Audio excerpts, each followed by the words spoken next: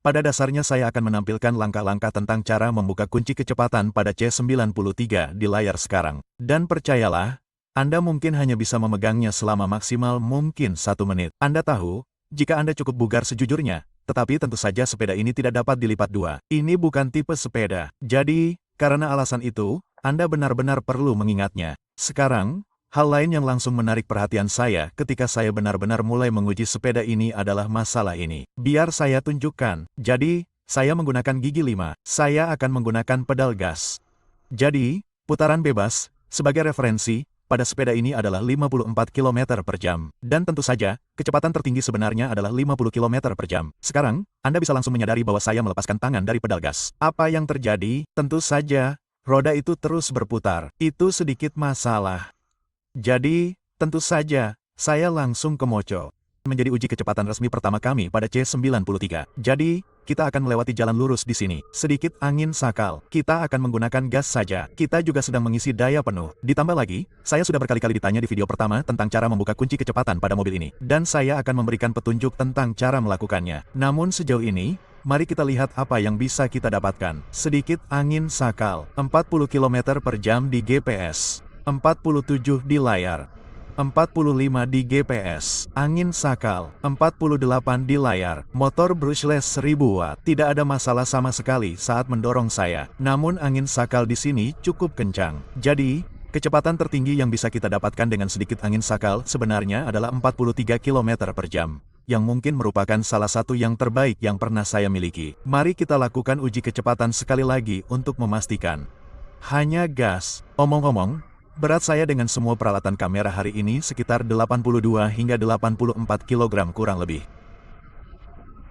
Jadi, kecepatan tertinggi 45 km per jam 46. Kita masih melaju 49, begitulah yang tertulis di layar. 47, 49 di GPS. Oke, ini dia. Jadi, saya dapat mengonfirmasi bahwa klaim kecepatan itu benar. Dengan senang hati. Dan sejujurnya, ini mungkin e-bike paling gila yang pernah saya miliki di saluran ini. Ini e-bike yang paling keren dan paling nyaman. Nah, tes berikutnya pada dasarnya adalah tes tanjakan. Saya hanya menggunakan akselerasi. Ingatlah berat badan saya 84 kg. Voltase kita saat ini adalah 52,2 volt. Jadi, sejauh ini kita telah menurunkan 2 volt. Jadi, mari kita coba dengan pedal gas saja dan lihat bagaimana rasanya menanjak bukit ini. 1, 2, 3, jalan. Oke, ini dia. Mulai dari tanjakan. Sedikit, mungkin ada penundaan 1 atau 2 detik, tetapi kecepatannya meningkat. Kita sudah mencapai 18, 19, 20 km per jam, 21, 22 km per jam. Dan begitulah, tidak ada masalah sama sekali untuk benar-benar menanjak bukit seperti itu. Mari kita lakukan sekali lagi. Sekarang, mari kita lakukan uji tanjakan hanya dengan menggunakan kaki saya. Kita berada di gigi kelima secara elektronik. Dan kita berada di gigi mekanis ketiga dengan total 7 gigi Shimano. Jadi, ini tentu saja untuk seseorang yang perlu mengantarkan makanan dan mereka ingin menggunakan kaki mereka hanya untuk menghemat, tentu saja, baterai. Saya akan membahas tentang jarak tempuh nanti, tetapi untuk saat ini, mari kita lakukan tes ini dan lihat seperti apa rasanya menaiki bukit ini lagi. Oke, jadi 1, 2, 3. Biarkan saya mendorongnya sedikit. Biarkan saya lihat. Oke, sebenarnya tidak terlalu buruk, sebenarnya, setelah Anda keluar dari jalur.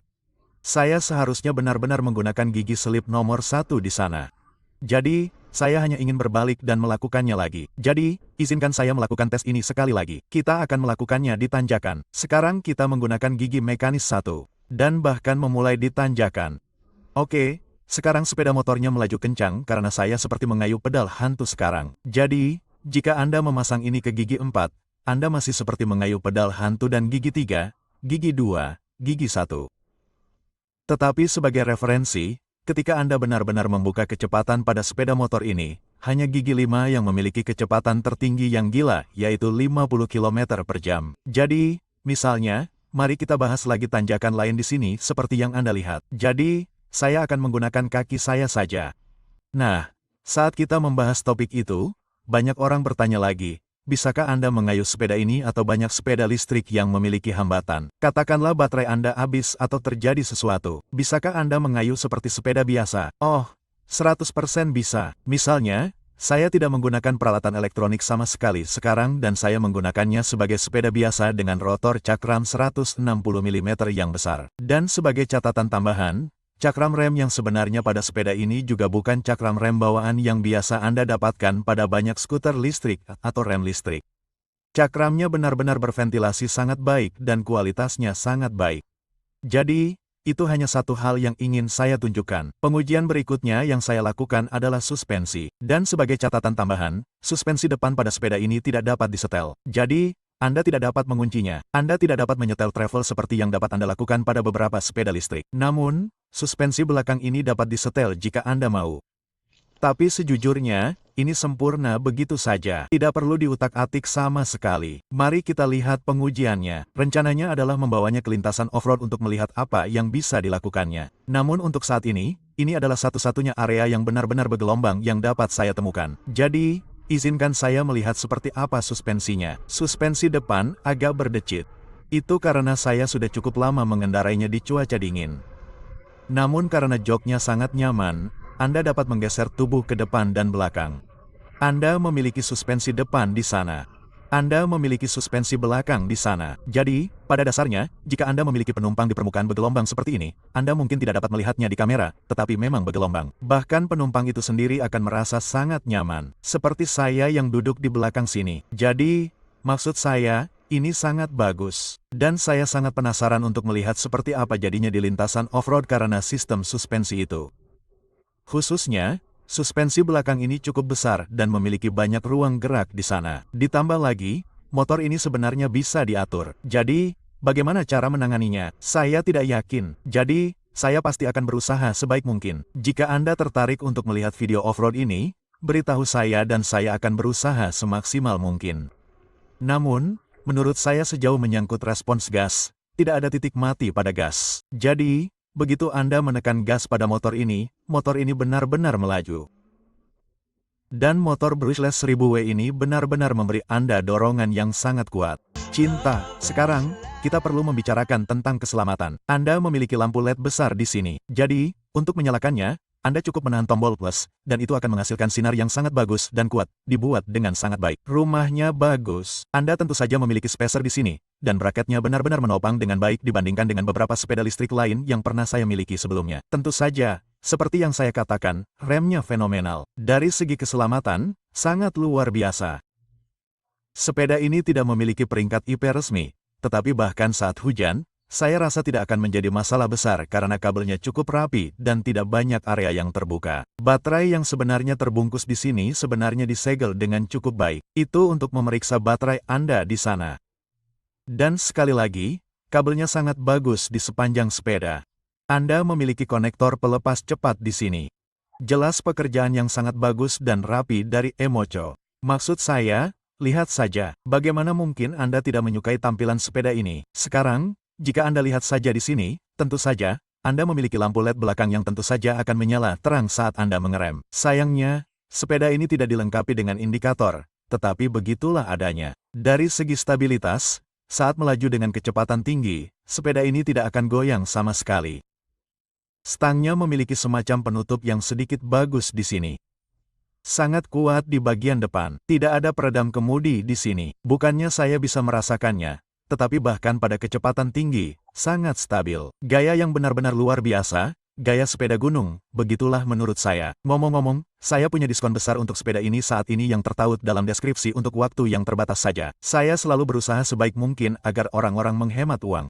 Ngomong-ngomong, ada klakson di sini yang sangat keras. Gas ini sebenarnya kualitasnya sangat bagus, dibuat dengan sangat baik.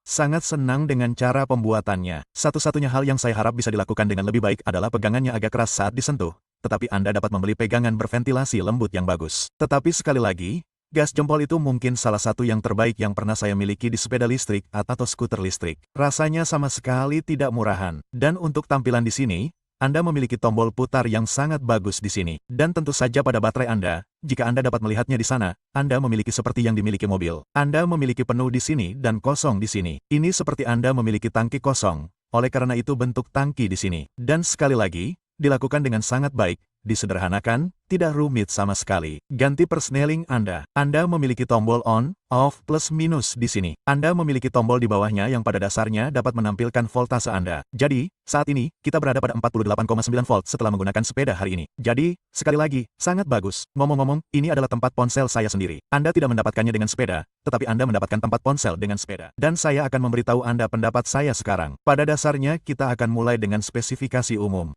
Jangkauannya hingga 90 km hanya dengan menggunakan akselerasi.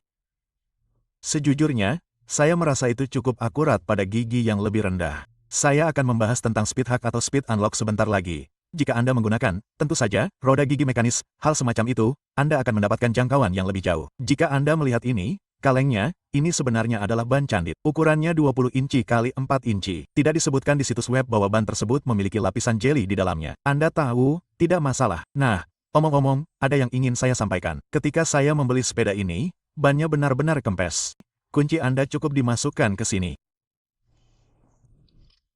Anda membukanya dan pada dasarnya mengeluarkan kunci dan tangki, atau saya kira Anda dapat mengatakan baterainya terlepas di tangan Anda seperti ini dan memang terasa berat. Jadi sekali lagi tertulis spesifikasi baterai 48 volt 20 ampere jam. Omong-omong, ini sebenarnya dibuat dengan sangat baik. Ini adalah port pengisian daya Anda di sini. Dan kemudian Anda dapat membawanya ke rumah, mengisi dayanya, lalu memasangnya. Nah, ini terasa berkualitas baik. Berhati-hatilah saat Anda melepasnya karena tidak ada pegangan untuk menahan baterai seperti pada beberapa sepeda listrik. Jadi, tentu saja Anda tidak ingin membiarkannya jatuh karena itu akan sangat berbahaya. Memasangnya kembali ke sepeda cukup mudah. Cukup sejajarkan dengan rel di sini, klik ke bawah, lalu ambil kunci lagi.